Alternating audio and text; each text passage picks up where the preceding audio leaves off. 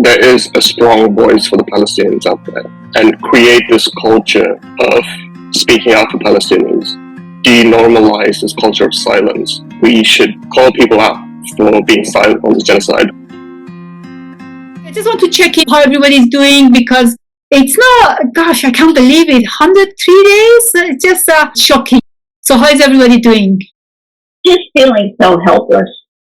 And I had one conversation with a Jewish friend, and no, I'm not a Zionist, but all they do is spew Zionist propaganda. And I just decided for myself, having been a vegan for so long and talk to people, and then one day they go, oh, they got it. But this case is different. There's something about this that just has people feel dug in, and they can't hear. But what my tactic's going to be is I'm going to find some great videos and some horrible videos, and I'm just going to send them an email and tell them I'm not going to send you all the links to what was wrong with Oslo and when did this start, because you don't care. You're either now for a genocide or you're not. And I invite you to be on the right side of history. On Electronic Intifada today, there was a man who got out, and he's just suffering with survivor's guilt. But he had to leave with his 2 kids. And he said, God's just gone. My circle of friends shrinking by the minute. Just pick a couple times a day, pick a few pages and share, because they are suppressing just beyond belief. That's what I'm going to do, and I just invite people to take that on as a way to keep getting reality out into the world. The journalist Wael, he left Gaza, for treatment. I don't blame him at all. To be honest, I think after 100 days, after seeing all those horrible pictures, if people haven't changed their minds, I'm just wondering, what else can we do? I almost feel like there isn't anything else we can do to change people's minds. And I believe it didn't start just now. It didn't even start 75 years ago. It started centuries ago when the Europeans started taking the brains of a black person and comparing it with a white person, saying, oh, look, because of this and that, they are, stupid. So it started really centuries ago when they started saying that people who look different, who have this different color, who are not white and blonde, they are not human, they are less than humans. So how can we undo all of that? That is why I feel a bit helpless and hopeless. And it's evident in the countries that are signing on with South Africa. Brown people. Yes. It is really the global north versus the global south. It's just really, you can see these two forces are actually against each other. It will be a defining moment in our human history. Yes, I've done a lot going on at the moment in my personal life as well, but it's been really inspiring, like seeing, all of the activism and stuff, particularly the climate movement, getting involved as well, and really because there's actually a lot of links with the climate stuff as well, which I didn't know about, oil and gas, all that stuff, like that's all part of it too. I'm very lucky that all of my Jewish friends are anti-Zionist, so I haven't had that quite as much. But what I have had is people comments on Instagram, some like Zionist trolls, but also somebody that I knew just kind of wrote like a insensitive comment. And this is just nothing new to me. This is something that, people of colour get all the time. We get all these ignorant comments and stuff like through our inbox. It's just been really difficult for me, because it's just like, it's okay to not be educated on this subject. It's okay to not to not understand what's going on, but read up on it. Don't come to my inbox and expect me to educate you. But also, like, as a brown woman, I just feel like sometimes like I can't even be angry. Like I'm not able to like just say like, hey, what you're saying like is not okay, and like it's really, really racist, and just the way that some of these comments just invisibilize like the pain of the Palestinians. It's just so vile. Like they just don't see it. They don't see what they're doing, and yeah, it's just been really hard. But something that I've been practicing is actually not replying and ignoring it, because they actually come to our pages to drain our energy and our resources within ourselves, we need to keep those, and we need to channel that into our activism. That's what I believe anyway, because as much as I want to, educate and stuff, I just feel like some people, they're not willing to learn. And there is a difference between people who are willing to learn and people who aren't. And just being able to recognize that is something that can preserve your energy quite a lot. If they were really genuinely interested in learning, they would comment differently. They would choose their words differently, and you would actually feel, yes, they really want to learn, and then you would engage, obviously, in a discussion, but they don't sound really genuine. I totally agree with you, yeah. The Zionists are definitely not hearing this, and as Lita said, I think the ears have been dug really deep. It's something even worse than communism, I would say. Yeah, the brainwashing runs far, far deeper than communism. And that's evidenced, right, by the number of animal rights activists who are so pro-genocide. I think it is good for us to ignore and use our energy towards activism instead. I think we should kind of focus towards checking in on each other, backing each other up.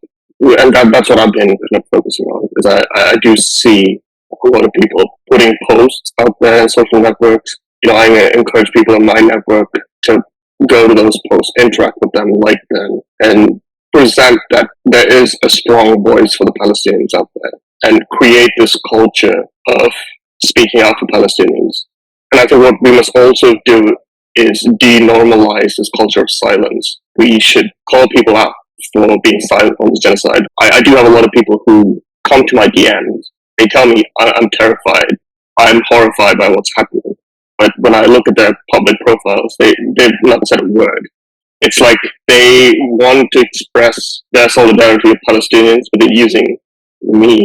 They express their opposition to genocide in DMs. I tell them that this is not okay. Your silence is siding with the oppressor, and I'm going to call you out for your silence. And I think when I talk to them, I ask them, why are you silent? And they always give these excuses. I find them centering themselves and not thinking of the victims, right? We don't have to center our activism on the comforts of others. We don't have to be palatable. We don't have to let them unload their guilt onto us.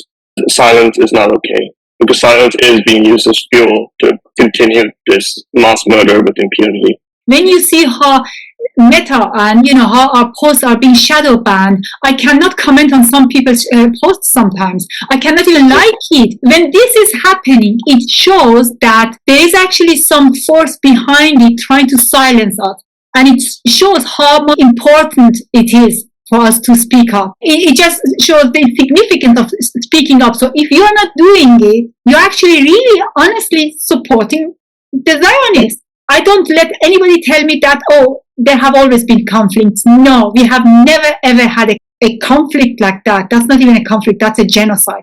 It's a televised genocide.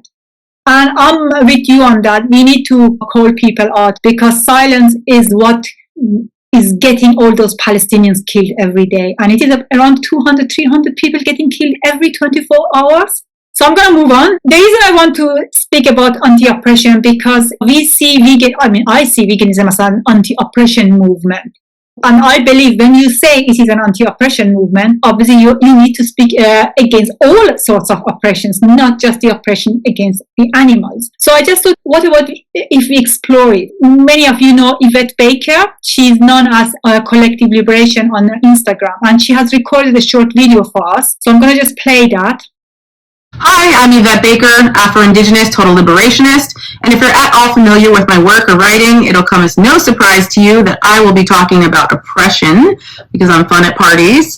And today, and always, I'll be proposing that the vegan movement and philosophy are grounded in an anti-oppression stance and politics, because they are. I've written a lot of notes here, so let's just dive into them. From time to time, including and especially now with the ongoing genocide of the Palestinian people, we are unfortunately reminded that many members of our movement do not hold an anti-oppression ethos, but rather one against select cruelty, whichever select rendition of cruelty they happen to consider unjust. In many cases, non-humans only. And this watering down of all that veganism is intended to encompass is very important to rectify if we're ever to grow as a movement or garner social justice allyship in carrying out our objectives. Because right now, the only manner we're growing is an unfavorable public opinion. We're not taken seriously because our movement as a whole is not serious when it says it's against exploitation or desires justice for all. So oppression, as prolonged, cruel, or unjust treatment or control, we'd be hard-pressed to find any animal advocates who don't agree that this is indeed what animals are experiencing worldwide. For cruel and unjust treatment, we have the factory farming, the unnecessary laboratory experimentation, animals used as fashion and accessories, and the list goes on. As for unjust control, we're mounting all the aforementioned with all of the animals used as entertainment, as well as the entire pet industrial complex within which countless animals suffer the violence of neglect, abuse, harmful genetic modification, and so on. So the principle of anti-oppression is inherently the opposition to what animals endure. It's at the very heart of the vegan movement. However, it is also the thread that weaves through the fabric of all social justice movements. Some of our vegan naysayers will push back against this basic concept of standing against all oppression to assert that humans are not systemically oppressed and that their animal stance is against animal cruelty, nothing more, nothing less. We're not to talk about any intersections of oppression. I ask, are humans and or beyond humans discriminated against only on an interpersonal level, meaning various individuals within society who merely hold prejudices against them that have no broader ramifications systemically? Of course not. Just as racial discrimination, for example, can be seen in disparities in educational opportunities and outcomes for students of color, or that gender inequality is evident in the wage gap between men and women, these are forms of systemic oppression not confined to individual prejudices. We all know that animals both experience speciesism and that speciesism is built into other systems of oppression and domination. We cannot fall into the trap of seeing the fight for animal liberation as an apolitical endeavor. Such a viewpoint exhibits a tragic and unmitigated delusion about how and why exploitation thrives within the status quo. It masks the intricate web of power dynamics, economic interests, and legal frameworks that enable and perpetuate the exploitation of all of us.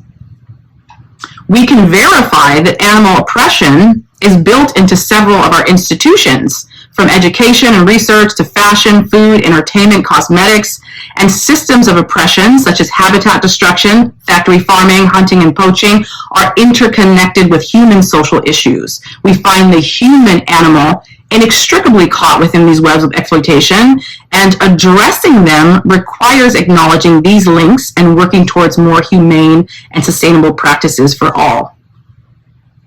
These forms of oppression, if it hasn't been clear until now, are not isolated incidents. The vegan movement at its core is a testament to our collective commitment to resist, challenge, and dismantle the status quo. It recognizes that the oppression of animals is not a mere manifestation of social discrimination, but rather an intrinsic part of broader oppressive systems that also affect humans. By standing against all forms of oppression consistently, we challenge the underlying structures that enable exploitation, whether it's speciesism, racism, sexism, or ableism. And this holistic approach not only strengthens our advocacy for animal rights, but also aligns the vegan movement with broader social justice movements. It fosters solidarity, mutual understanding, and cooperation among different causes, making our collective struggle against oppression more impactful and transformative. In this way, consistent anti-oppression is not just a philosophical stance, but a practical strategy for effective activism. If we're not consistently anti-oppression, then our efforts will not work to break down systems or institutions that mandate subjugation, and our fight for non-human animal justice, at best, will only shuffle around the ranking of unjust hierarchical domination. So I reiterate, if we as a vegan movement are not operating within an anti-oppression baseline, yet trying to pluck single forms of injustice from within our society, that of animal exploitation, we're going to continue to find ourselves working alone as a small fringe group of people. We don't want that. Thank you for your time. It's really wonderful what she says. I'd like it, like every sentence was just really powerful and clear. Yeah, I think that I was particularly really horrified during the holiday season with all the animal rights vegan newsletters I got about peace and justice and wonderfulness and caring for everybody. And what I've been thinking is these people that are committed to a vegan world, it's not going to happen. It just can't happen if this kind of behavior is not confronted. You can't have people being slaughtered like this and pretend that you're committed to justice for all. It just doesn't make sense. And they're so scared. I don't know what everybody's so scared of. I don't know if it's money. I don't know if they don't want to be anti-Semitic. Are people afraid of being alone? Are they afraid of being ostracized? I do have comments on the video, but I just want to quickly add to what Vita just mentioned. I seriously don't mind being ostracized if people don't acknowledge this genocide. Yeah. I think I'm reminded of this story I came across on Instagram. So during the Vietnam War, there was this one individual who would stand outside the White House with a candle. He was just by himself, in protest of the war. And I think when asked, well, why do you do that? You're just one person. You're not going to change anybody's hearts and minds. And to which he replied, I do this to remind myself of my own humanity, to remind myself that what I'm doing is right. And it doesn't matter what the majority think. Yeah, I found that to be a very inspirational story. And I think that makes me sure of my own viewpoint. I think the idea that, this is another quote, right, that I came across. The idea that some lives matter the most is kind of the root of all oppression. I think when you really internalize that fact, I don't think we should even have to convince people that different oppressions are interconnected. Why do people want to separate human rights and non-human animal rights? And I guess that is also rooted in speciesism. Of course, all of oppression is interconnected. We should totally reject the notion that some lives matter more than the others. And that notion plays out in different ways, right? Yeah, so we definitely see this oppression manifested in different ways. When it comes to speciesism, we see it manifested in factory farms and animal agriculture, genocides, or detention camps. Yeah, the oppression certainly plays out in different forms, but I think for us to recognize that there's a common thread in all of this, I think that's what it means to be an intersectional vegan. I mean, I wish this term intersectional didn't even exist, because of course, we should be united by the fact that we're all sentient beings. We don't deserve to suffer. We don't deserve to be stripped of our dignity or autonomy, and nobody deserves to be oppressed and deprived of their basic rights. And I think speaking up against all forms of oppression just follows from that. I think that very notion is rooted in speciesism. And I said before in the last call, human exceptionalism. No, what I did is for this session, I looked up oppression, what it means, because we say it should be everybody. But if we truly understand what oppression is, then you are either for oppression or against oppression. There is no in between. I'm going to read what I found. Merriam-Webster dictionary: unjust exercise of authority or power, a sense of being weighed down in body or mind. Now, there's a book, The Pedagogy of the Oppressed. The definition of oppression in that book is a dehumanizing situation in which individuals or groups are subjected to pervasive, unjust, and harsh treatment, often involving the misuse of power and authority to maintain control and dominance. So if we look at these definitions, then either you are for oppression and oppressing, others, or you are against it. This way of saying we need to be, if we are anti-oppression movement, it should include humans or animals. I don't understand it. And I think that is where the problem starts, that people say veganism is just about animals. Is it just about animals or is it about anti-oppression? Yeah, I've just been thinking like there's just so much discomfort around, getting political, everything's political, or just, taking a more anti-oppression stance. And many of us may have experienced this, when you're in mainstream animal organisation where someone's getting abused and then no one does anything because they don't have that political framework of understanding oppression. I know that there is some discomfort around talking about these things because they feel like they'll lose people or lose funding. And to that, I say, if you're including exclusive people, it excludes people of colour, like it excludes people of the global majority, excludes people with disabilities. It excludes so many people because those people get brushed to the side because people want to include these exclusive people. And it's always those people that I've seen getting pushed to the side when it comes to this kind of thing. So it's like, who do you want? The people who actually understand oppression and experience it, or you want, the racist so-called vegans?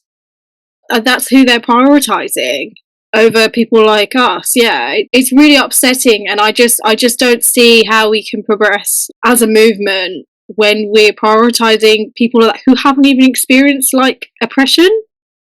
Yeah, I'm wondering how we can do this.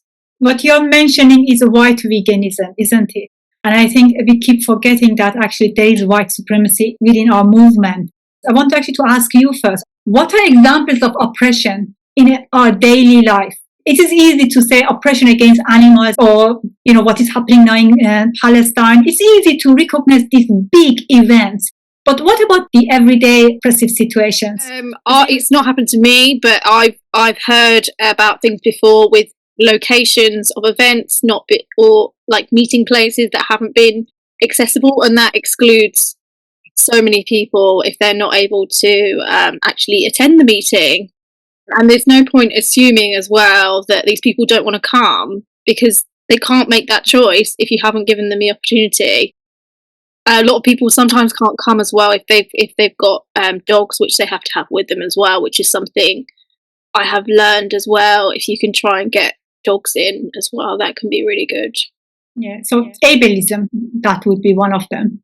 But in general, something I tell a lot of people, especially vegans, is that we grew up in a society that believes morality is objective, and so we go about talking to everyone as the morality is objective. Sometimes when you do that, the conversations you have is only with people who agree. You won't be conversing much with people who disagree with you. I really recommend, even if you believe morality is objective, to just recognize that person may also believe morality is objective, but thinks something else is moral. And an oppression that very few vegans often talk about is that we drive for non-essential purposes despite knowing that it kills a lot of insects. That's against our core belief in principle, but yet it's seen as not that important. If we jumped up and down and screamed this is oppression, not many people will listen to us. So if you are talking to someone who feels that Israel is endangered and they are completely convinced that they can do whatever needed to do it, because if someone attacked their family, they would fight back. That's the viewpoint they have. We can call it oppression, we can call it all those other words, but at the end of the day, it may not help us talk to them. It'll help us amongst ourselves, it'll help us form teams, but it's not going to help us communicate to the other side. And just something to keep in mind, that yes, it fits everything you know about oppression. It feels like something you should fight against. So you do what you can, but at the same time, if you use the same language with those who disagree, they may not agree. Thank you. That is a valid point. Communication is such an important skill, and a lot of people don't have it. I see a lot of vegans writing like, that food you are eating is going to block your arteries. You can block me on Facebook, but you cannot unblock your arteries. Things like that. Who is that helping? Honestly, what are you trying to achieve with that? And this is actually microaggression. And microaggression is also a form of oppression. And that is what I wanted actually to mention, that all these other oppression, racism, sexism, economic oppression. I mean, Fran mentioned that, some people cannot access an event. Veg Fest, whenever it is happening in London, I had someone telling me, although it is just £12 the entry, I cannot afford it. We always assume that everybody is okay with paying these tickets, but it is not. And interestingly enough, I'm a nutritionist, and a lot of these plant-based nutrition events, health events, are extremely expensive.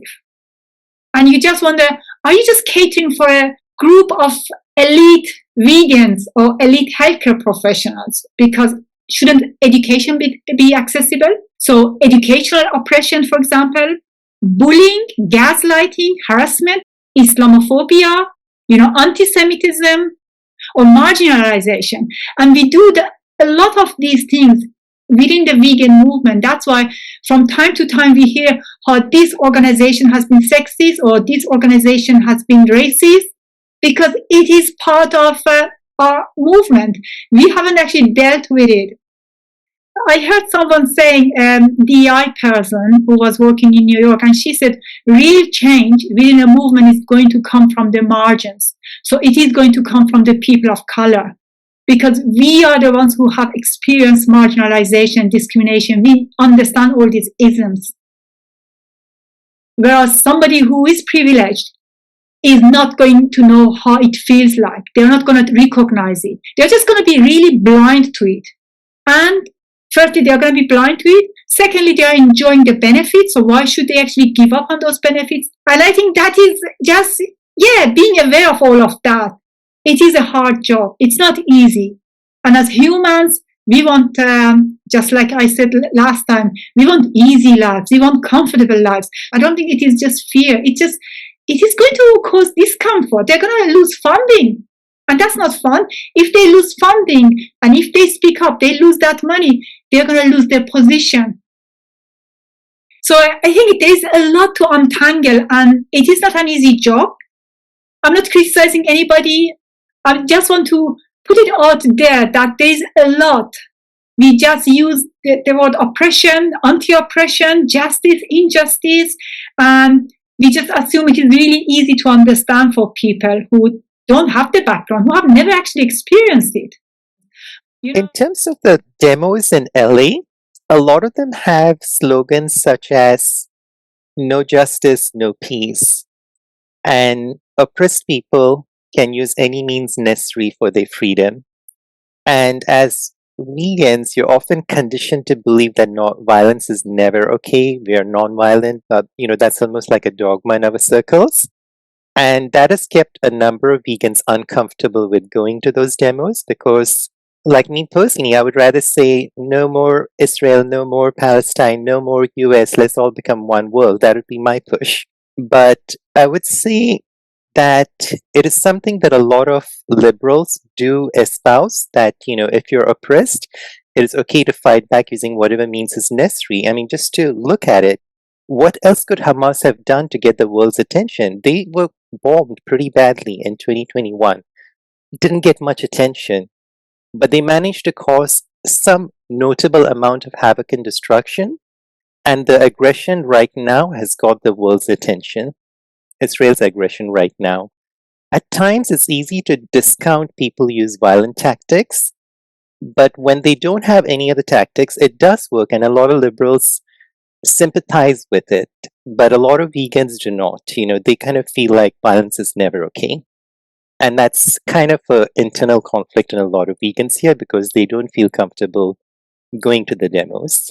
I think the reasons why vegans feel uncomfortable with violence is because they don't take that into context, right? Because the fact that they've been oppressed, colonized for so many years, that's not even taken into account. I think it just goes back to the point how veganism is so lacking when it comes to understanding all oppressions interconnected, the sheer lack of intersectionality. I don't think it's on us to convince the other vegans the validity of this struggle for liberation. If vegans fail to see the intersections, I'm not saying that we should not try to help them understand, but I don't think that burden should be shouldered solely by us. Sometimes you are not being heard. You need to be loud, because especially as marginalized people, they are so used to us being like kind of, you're pushed to the side. Nobody hears us. I don't know why. Whenever we speak loud, it's like, oh, you're being aggressive, or you have to be quiet. So it's just like, we're just not being heard. I don't understand it. So the only way we can actually make them hear us is when we really shout and scream and say, hey, that hurts, you hurt me. And that is what happened now with Hamas and Israel. So, and I think, again, taking an everyday approach to it, then realizing, where else do I do that in my own life? Where else do I actually, it's not really violent. When I speak to vegans, I like to bring everyday examples. Like, there was this with Amo Khaled, who was, killing a cow recently. And I just put to vegans, when a doctor tells you that your health is at risk, you go back to eating meat. And I have seen that in vegan activists, like kind of in proper animal rights activists, that they go back to eating meat just because somebody said your health is at risk. And now you are criticizing somebody who is starving why he's killing an animal. Put yourself in their shoe, but then see, where have you done actually? Where have you already done that? Because we are all guilty. None of us is really innocent as such. So I just want to put it out there. So when we say violence, we always assume somebody needs to be killed, but it can be emotional hurt, mental hurt. It doesn't need to be physical hurt. I'm from Melbourne. I'm sorry if I'm going off track here a little bit. We've got a forum that's coming up soon, an animal rights forum. One of the speakers is a Zionist. A few people that are presenting are aware, and as is the organisers of the forum, and this person is still permitted to present at an animal rights forum where there are going to be vegans. Listening to her, I find it completely unacceptable, as do others. We have voiced our concerns and have been silenced. People that know who are presenting are also not really taking it seriously, as far as I'm concerned.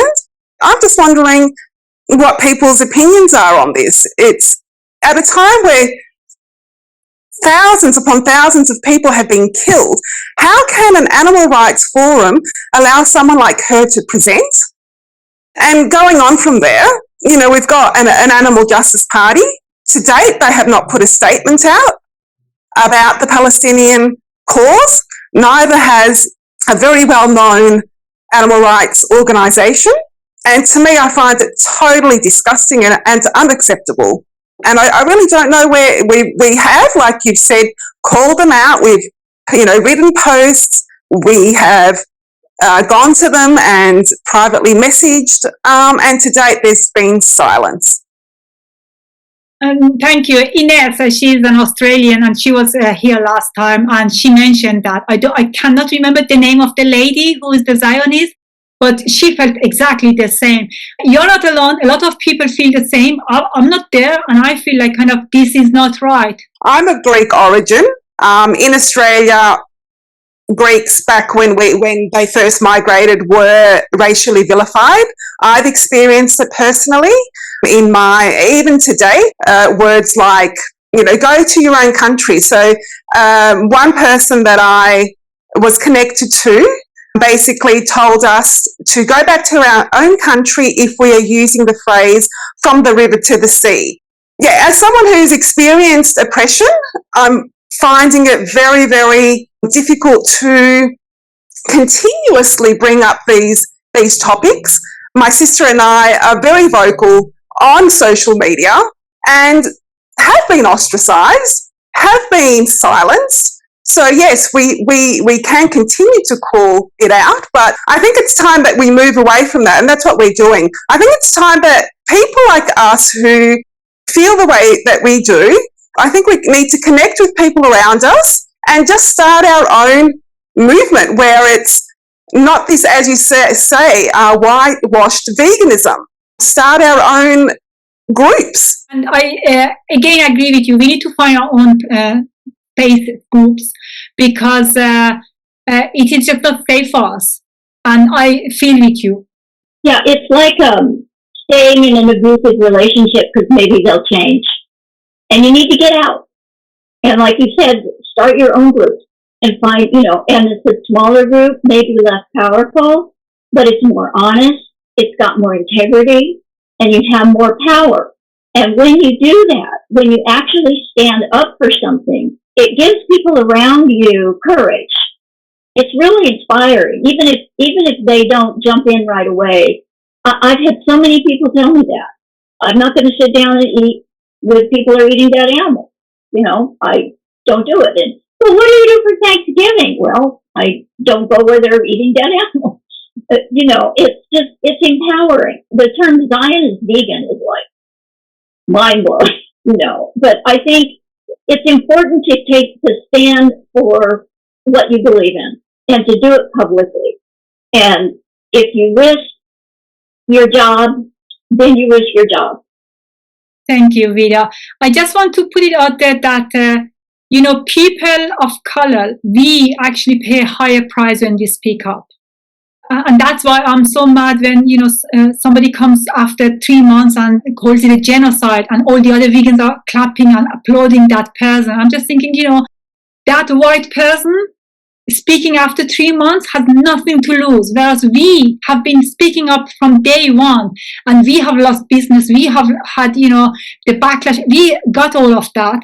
And now they are coming after 3 months and all the vegans are kind of celebrating him or her. For example, I'll give you an example. There was a bus driver here in London who chanted with the demonstrators, after a protest. They were all in a good mood and he chanted with them. He lost his job. And of course, he was a South Asian guy. I want to put it out there that we do have a lot more to lose than white people when they speak up. I admire my Jewish friends in the US, the Jewish Voice for Peace, but at the same time, I'm sure they are aware that they have the privilege to go to certain protests that I cannot go. I'm an academic and I work in the field of critical animal studies, and I've been noticing in all of my usual activities, conferences and symposium stuff, where is Palestine in this? It just left out. And to me, it should be central. It feels to me everything should stop. And, there's, the conference in 6 months, the new call for papers, everything should be shifted to put Palestine in the middle of it. So it's very off-putting to me, and it's something that I've only become aware of in the last few months, is the impact of Zionism in the animal rights world and in the academic field of critical animal studies as well. And I'm personally grappling with something. I just found out that I got a fellowship to do work towards a book project on, loosely related to animal liberation, but in the context of an institute where I'm not going to be able to speak my mind. Like I was told the other day, I've written a couple of articles about Gaza recently, and I was told by a friend there that, I'll be so welcome and it'll be wonderful to have me, but you can't say stuff like that when you're here, or you have to find another way of, articulating that. We have to come up with some good code for you. It's really mind-boggling, and I just wanted to thank you, Layla, for putting this space together and just to mirror the sense of bewilderment that other people are experiencing, with relation to that conference in Australia, etc., and the need for a determinedly anti-white supremacist vegan space for us. Interesting Vida's comment about courage to speak up, and it's not the easiest thing for some people, especially if you have dependents. You can't afford to lose your income. Some people just don't want that added inconvenience.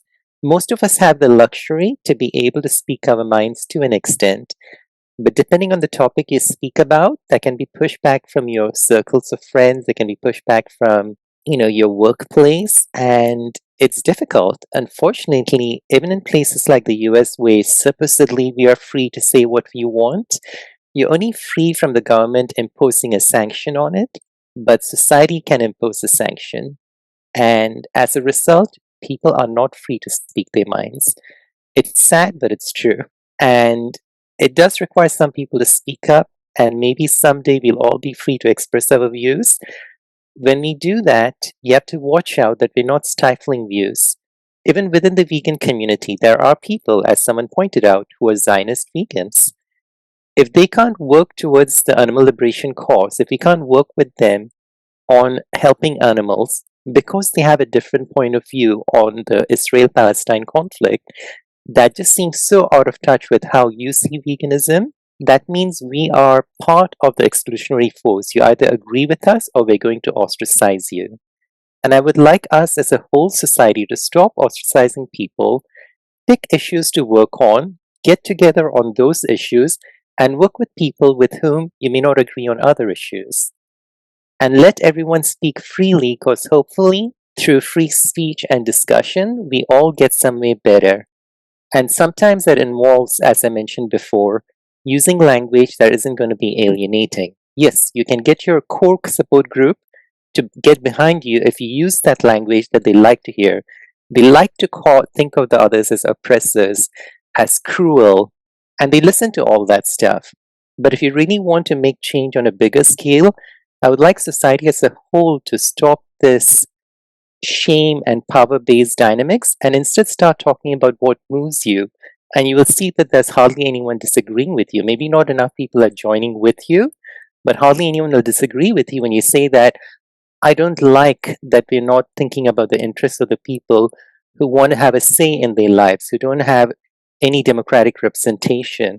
All this is stuff that even Zionists might empathize with. Even Zionists will empathize that when you see loss of life, you really want to find another way. They're not going to disagree with it. Even if they're for the bombing, they won't disagree with your sentiment that when you see loss of life, you want to explore other options. Just think about all that. Thank you. Yes, there is a lot to explore and discuss. All right. Thank you very much. Thank you. Thank you, everybody.